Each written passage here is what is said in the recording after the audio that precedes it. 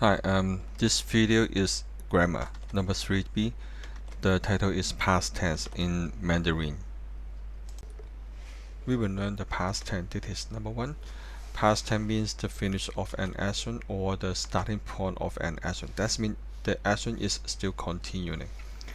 The format of past tense based on the basic sentence, subject, verb, and the object, and we put the words 了 or 完 in between the verb and the object.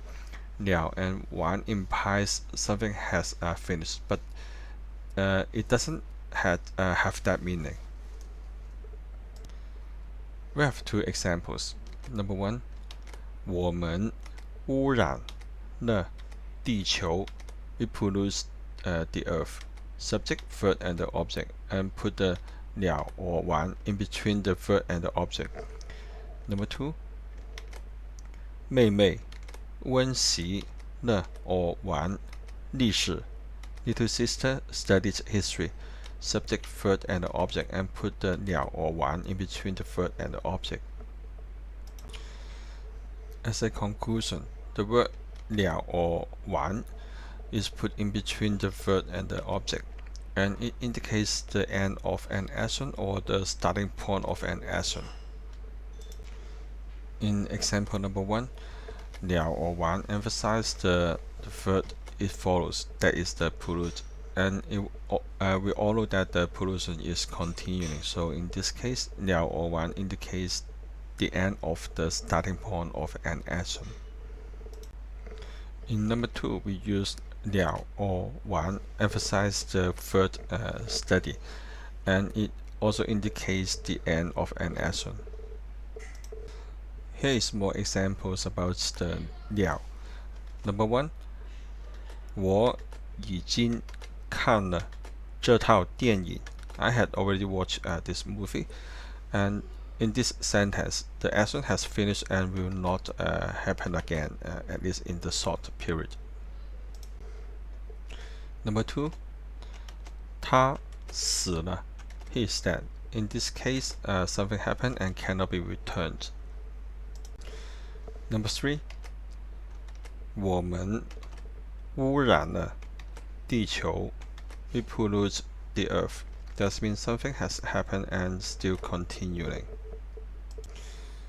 You may find that when we use the word 了, it brings some ambiguity. So when we want to emphasize something has finished and will not happen again, or at least it will not happen again in a very short period, we use another word 过, and it also put in between the verb and the object, and we also have the subject.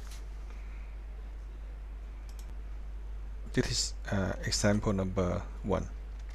妹妹去了英国读书. Little sister is studying in British. But if we translate directly from the Chinese sentence, it is little sister went to British for studying, and the structure is subject, verb, and object, and put the 了 in between the verb and the object. And you may find that in this case we focus at the end of the starting point of an action. This is example number 2. 妹妹去过英国读书. Little sister had been to British for studying. Subject, verb, and the object, and put the 过 in between the verb and the object. In example number 1, when we use the words 去了, we emphasize on the verb it follows, and we also focus on the fact that she went to British. In number 2, when 过 is used, that means the little sister had been to British, but the action studying is over now.